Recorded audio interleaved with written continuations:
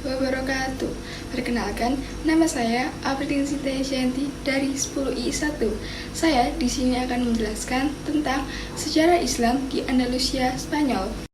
Kebangkitan tersebut bukan hanya dalam bidang politik, seperti keberhasilan Eropa mengalahkan kerajaan-kerajaan Islam dan bagian dunia lainnya, melainkan juga dalam bidang ilmu pengetahuan dan teknologi.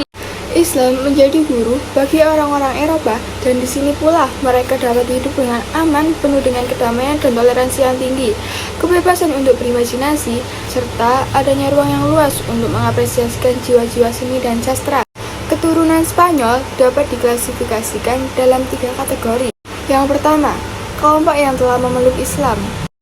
Dari Islam di Spanyol, Eropa banyak menimba ilmu pengetahuan.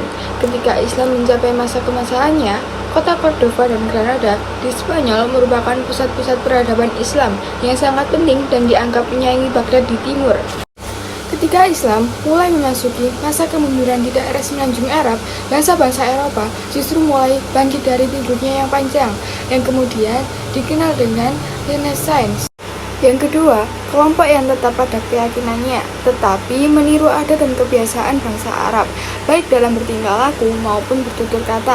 Pada tahun 711 Masehi, Tariq bin Ziyad berlayar melalui Laut Tengah menuju daratan Spanyol dan berhasil mendarat di sebuah bukit yang kemudian diberi nama Gibraltar atau Jabal Tariq.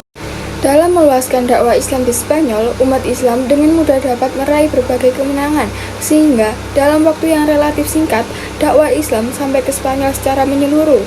Ada beberapa faktor yang mendukung proses dakwah umat Islam bisa sampai ke Spanyol. Di antaranya adalah: yang pertama, sikap penguasa Gotik atau sebutan lazim kerajaan Visigot yang tidak toleran terhadap aliran agama yang berkembang saat itu. Penguasa Visigot memaksakan aliran agamanya kepada masyarakat. Penganut agama Yahudi yang merupakan komunitas terbesar di penduduk Spanyol dipaksa dibaptis menurut agama Kristen, dan mereka yang tidak bersedia akan disiksa dan dibunuh. Yang kedua, perselisihan antara Raja Roderick dengan Witiza atau wali kota Toledo di satu pihak dan Ratu Julian di pihak lain. Opas dan Achila, kakek dan anak Witiza, menghimpun kekuatan untuk menjatuhkan Roderick, bahkan berkoalisi dengan kaum muslimin di Afrika Utara.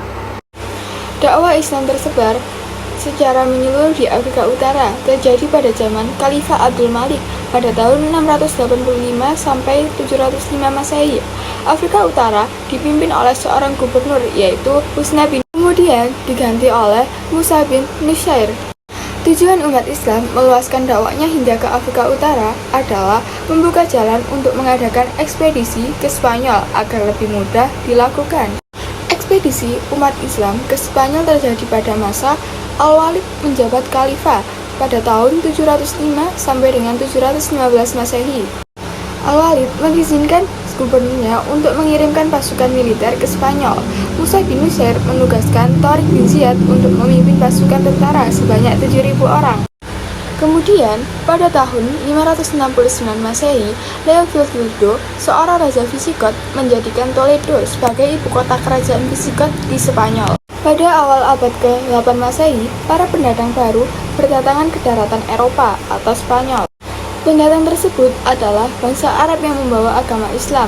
Pada tahun 711 Masehi, Bani Umayyah yang dipimpin oleh Tariq bin Ziyad, Spanyol menjadi bagian dari wilayah dakwah Islamnya.